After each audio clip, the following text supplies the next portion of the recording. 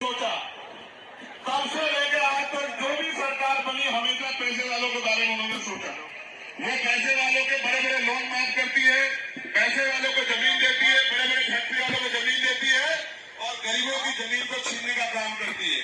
आप यहाँ कह रहे हैं कि आपसे वित्त में पूछा नहीं गया, अदानी को दे दिया गया। आप याद करो जब किसानों के खिलाफ कानून बने, किसानों से भी पूछा गया। अभी ट्रक ड्राइवर तमाम तरह के ड्राइवर सड़कों में है, ड्राइवरों के खिलाफ कानून बना, उनसे नहीं पूछा गया। जब सीए इंडिया डांस में कानून बना तो मुस्लिम भाइयों से नहीं पूछा गया, बौद्धिस्टों से नहीं पूछा गया, ईसाइयों से नहीं पूछा गया। ये सरकारें पूंजीपतियों की गुलाम। अडानी अंबानी ने देश के बहुत सारे चैनल खरीद लिए हैं, इनको अपना प्रचार कराना है। आपकी मेहनत की कमाई जो टैक्स की कमाई है, उस पैसे से इस देश की सत्ता पे काबिज होना है। आपका खून चूसना है, सरकारों का धर्म बन गया है। और आप देखो आपके टैक्स के पैसे से चलने वाली सरकार आज आपको उजाड़ देना चाहती है। आप महसूस करो अभी कितना पैसा खर्च करके सरकार गिराई, इन लोगों ने गिराई या नहीं गिराई?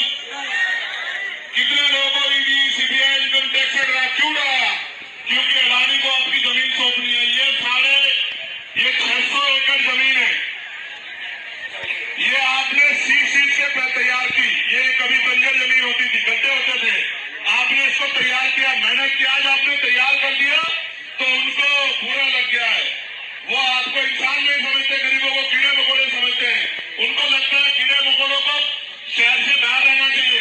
मैं सरकार को बताना चाहता हूं कि भारत का कोई भी इंसान कीड़ा मकोड़ा नहीं है, उसका भी उतना अधिकार है जितना अडानी अंबानी का अधिकार है। सरकार इस बात को याद रखे। ये हमारी जमीन है, आपने जो तय किया बहुत अच्छी बात है, लेकिन मैं आपको ईमानदार से कहता हूं अगर आप चाहते हो लड़ाई लड़ी जाए तो 1 लाख घरे यहाँ, एक घर से एक आदमी तैयार हो जाओ। सरकार की जमीन खींच लेंगे, अपनी एक ही जमीन नहीं देंगे सरकार को। सरकार याद रखे, सरकार को क्या लगता है हम आजाद भारत में गुलाम है? हम गुलाम नहीं है। वो जानते हैं गरीब और कमजोर वर्ग के लोग रहते हैं और उनकी असल लड़ाई क्या है?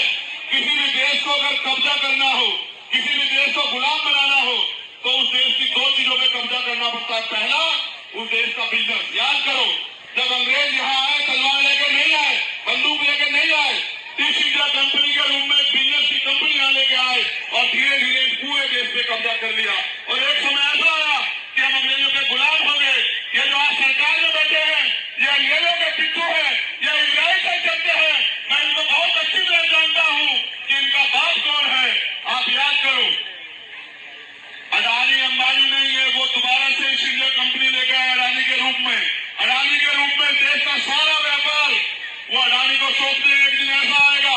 ये लड़ाई है। आपके पास जो दुकानें खड़ी है, आप पे जो रोजगार है, चाहे चमड़े का हो, चाहे जरी का हो, चाहे किसी और चीज का हो, वो आपसे आपका रोजगार छीनना चाहते हैं, किसानों से उनकी जमीन छीनना चाहते हैं, नौजवानों से उनकी नौकरी छीनना चाहते हैं, वो आपसे आगे बढ़ने का हक छीनना चाहते हैं। क्योंकि अगर आप अपने पैरों पर खड़े रहे तो उनकी गुलामी स्वीकार नहीं करोगे।